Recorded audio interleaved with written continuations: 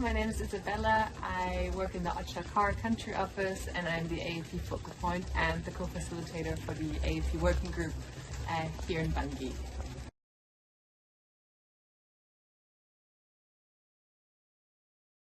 So at the collective level in CAR, we have a AAP working group that is co-led by UNICEF and OCHA, and together with partners we have implemented a range of collective AAP processes and mechanisms.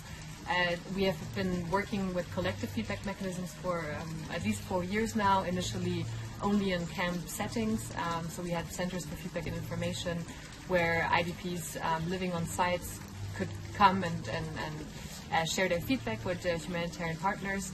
And that has been a really successful approach, so we started expanding it outside of camp settings, and this year actually we have 2 forms of collective AAP mechanisms that are being, feedback mechanisms that are being implemented.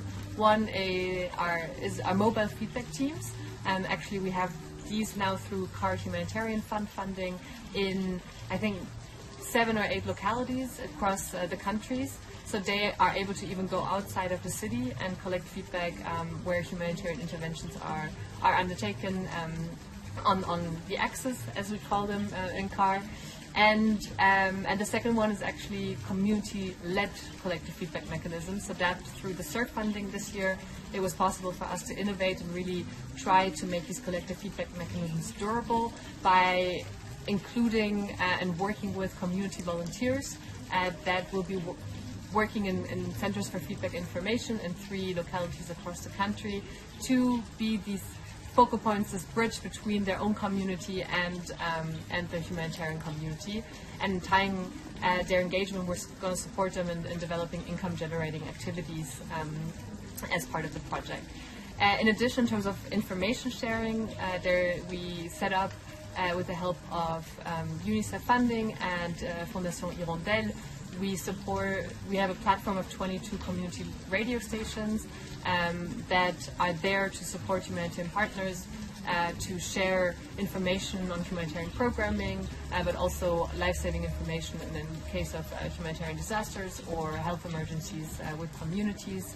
And we have a very strong link with the PSCA and the CASH working groups, the coordination structures in the countries, ensuring that communities' preferences and views guide those interventions. And lastly, there's the capacity support of individual partners, but also the work that we're doing with clusters. This year we partner with Ground Truth Solutions to support 4 clusters to develop minimum standards for AAP and ensure that that is mainstream throughout the types of intervention in different sectors.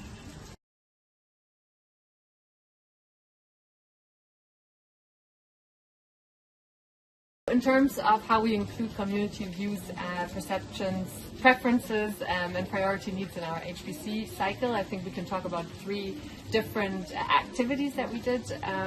So first of all, we have the MSMA consultations with nearly 13,000 households across the country on their priority needs, but also on their perception of humanitarian aid. We have 8 perception indicators in the HRP that we've been tracking for 4 years on how communities perceive the aid that they receive that help us improve the response.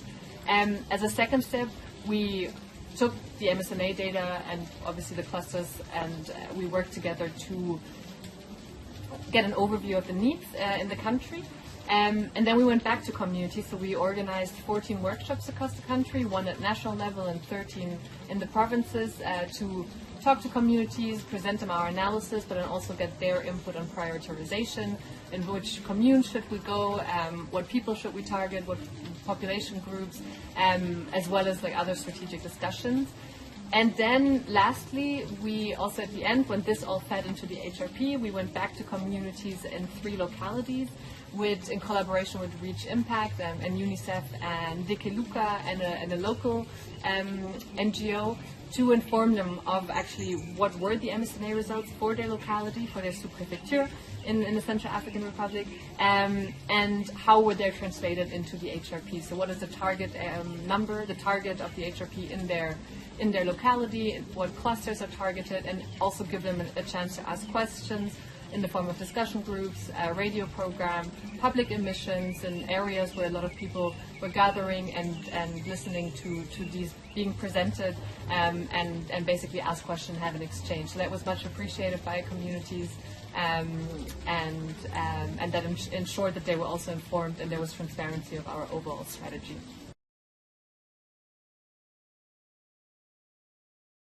So in terms of what support I found important in terms of my work as an AAP focal point at country level, I think for starters, leadership, buy-in and commitments.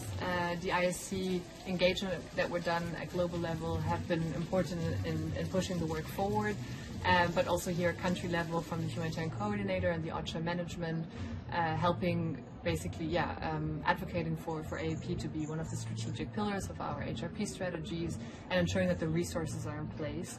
And there, I think the second thing would be the financing mechanisms, especially the pooled funds. So this year in CAR, we have the CAR Humanitarian Fund that has been supporting the implementation of collective feedback mechanisms, and the SURF project that also allows us to innovate a little bit to try to make these collective feedback mechanisms more sustainable. I think in terms of tools, the recently published ISC collective framework for AAP is useful in guiding discussions around what kind of activities should be implemented to ensure the integration of AAP throughout the program cycle. And lastly, also, collaboration also within OCHA. The Humanitarian Fund here has done great work in terms of ensuring mainstreaming of AAP throughout humanitarian fund allocations with a dedicated budget line to AAP activities, so that has helped in pushing this agenda forward. And one thing I forgot, but I think has been incredibly valuable, is the peer-to-peer learning between different country offices. We have the Community of Practice that meets regularly to exchange also on challenges and lessons learned in other countries. And I think that community of AAP focal points across the world at OCHA is really a really important resource. In terms of lessons learned, I think in CAR a lot is being done on different tools and mechanisms and processes when it comes to AAP at the collective level. I think it's important very early on to think about leadership commitments in terms of concrete actions of what responsibilities do coordinators of clusters have, so what the ICCG, but also what concrete actions can the HCT take to bring forward collective AAP across the response.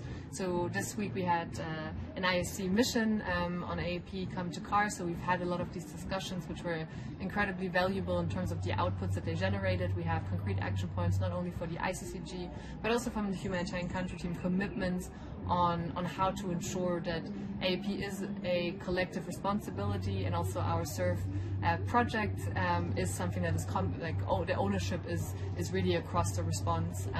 So I think this thinking of involving not just staying at the operational level, at the technical level, and working with AAP focal points at the AAP working group, which is obviously so important and always needs to happen, but really to make that linkage between this technical level and the strategic level, because it's really on pushing how we do things differently and put people at the center of our response.